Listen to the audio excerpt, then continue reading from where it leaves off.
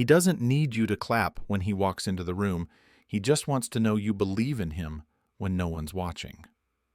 For most men, respect isn't a bonus, it's the baseline. And yet, it's the one thing they rarely ask for out loud. You won't hear him say, "Respect me more." Instead, he'll quietly measure how you respond when he shares an idea, when he makes a decision, when he's not at his best. If he senses condescension, mockery, or subtle disregard, he stores that memory. Not because he's sensitive, but because he's paying attention. To a man, respect often feels more intimate than love. It's in the tone you use when you speak to him, especially when you disagree. It's in whether you let him lead sometimes, even when you think you know better. It's in whether you challenge him in private instead of correcting him in public. He notices when you interrupt him mid-sentence, when you dismiss his plans without listening, when you act like he's just another guy who doesn't get it. And no, he won't always call it out. He's learned not to. Because when men ask for respect, they're often labeled egotistical or controlling. So instead, they stay silent and drift away, mentally, emotionally, and eventually physically. What men want but rarely say is to feel like their voice matters, that their effort isn't invisible, that you see them as capable even when they're struggling. They want to feel that you trust them, not blindly but deeply. It's not about agreeing with everything he says. It's about how you disagree. It's not about submission or silence. It's about tone, timing, and trust. Praise might make him smile, but respect makes him stay. When you strip away the noise, the pride, the posturing, what most men want is simple: to be respected by the one person they let behind the armor.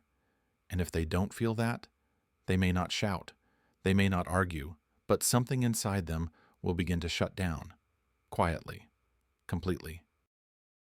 He's been taught that silence is strength, that emotions are a liability, that real men don't cry. So he doesn't, not because he doesn't feel, but because he's afraid of what happens when he does. When he opens that door and lets you in, it's not casual. It's a risk, a rare act of trust. And he's watching closely, not for comfort, but for safety. A man might laugh at pain before admitting it. He might turn anger into sarcasm. He might disappear for a while, not because he's hiding from you, but because he doesn't know how to let you see him cracked open without losing your respect. What he wants, desperately but silently, is a space where he can unravel without being undone. He doesn't need you to solve everything. He doesn't even want advice most of the time. He just wants to know that if he lets the weight fall off his shoulders for a minute, you won't look at him differently, that you won't use it against him later, that you won't say you want honesty and then flinch when it's raw. Men remember every time they opened up and were met with mockery, disinterest, or impatience. They remember when "talk to me" turned into "you're too sensitive." So they learn, they shut down, smile more, share less, pretend they're fine. But what they crave is simple, not perfection, not endless affirmation, just a quiet corner of the world where they can be seen fully and still be loved completely. They want to be able to say, "I'm not okay," and not have to follow it up with a joke. They want to confess fears, not just dreams, weaknesses, not just victories. They won't ask for this out loud. Asking feels like failure. Needing feels like exposure. So they stay behind the armor and hope someone sees past it. If you give him that safety, truly give it, without rolling your eyes, without trying to fix him, without keeping a scoreboard, he'll never forget it. Because for a man to feel emotionally safe is not common, but once he finds it, it becomes the standard by which he measures every relationship. He knows his worth when he's fixing things, paying bills, solving problems.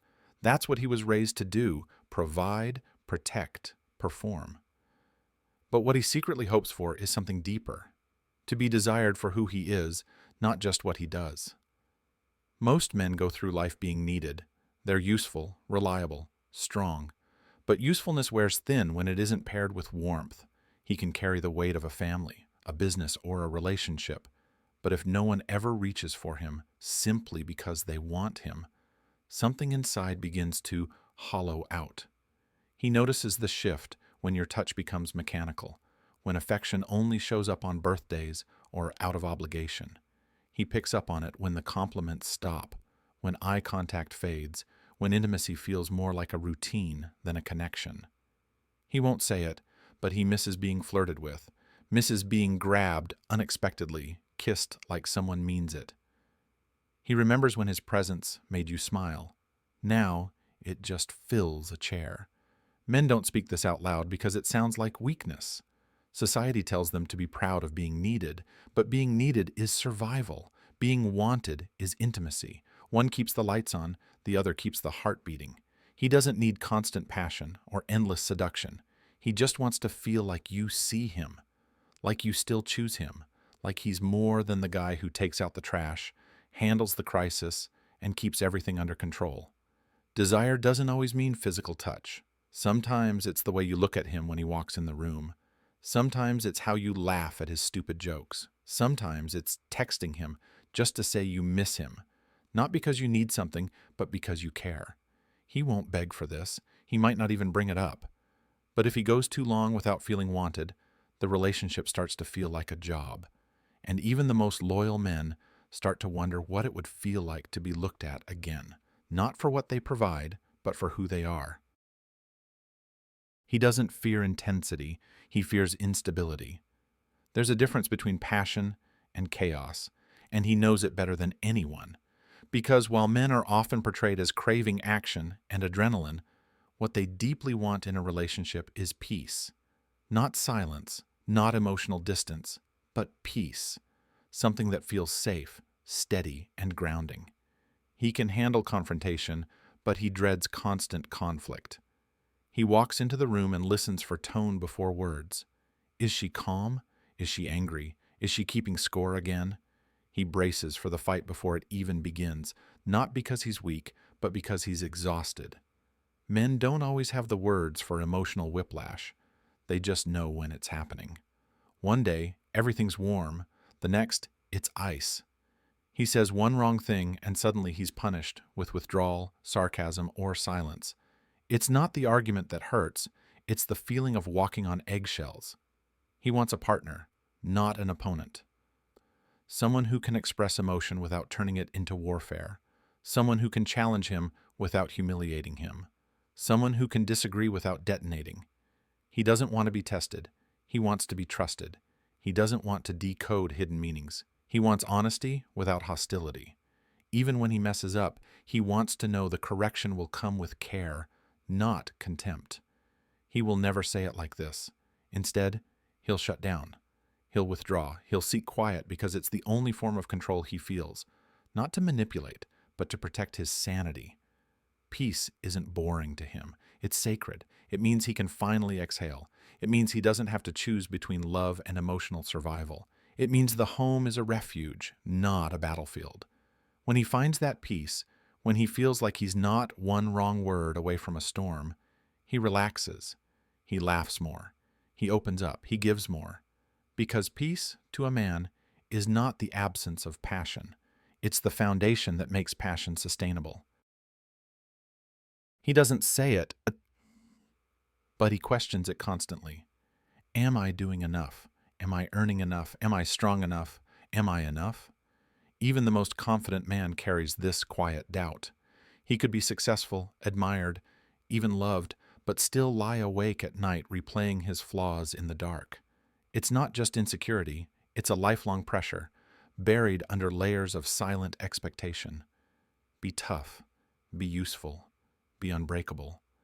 He looks for signs that he's measuring up, not through applause, but through presence, through how you respond to him after he's failed, through whether you still look at him the way you used to, through whether he still feels chosen, or merely tolerated. He remembers the criticism more than the compliments. He replays the words that made him feel small, even if they were said in frustration. He notices when he's constantly corrected, constantly doubted, constantly compared. Not because he's fragile, but because he's human. What he rarely tells you is this: the world already makes him feel replaceable. At work, in society, online, and when he comes home, all he wants is to feel like he matters, not for what he can do, but for who he is when he can't do anything at all. He wants to hear that he's enough, even when he's tired, even when he's struggling, even when he's not winning. Not because he needs to be coddled, but because he's spent his entire life acting like he doesn't need to be seen. When you remind him, gently, honestly, that he is enough, you give him more than confidence. You give him peace. You give him strength. You give him a reason to keep showing up with his full heart. Because for all their toughness, all their logic, all their pride, most men are walking around with a quiet ache to feel truly seen. Not just admired, not just respected, but accepted completely. And when they find that, when they feel like they are finally enough for someone without having to earn it, they love harder, fight less, and stay longer.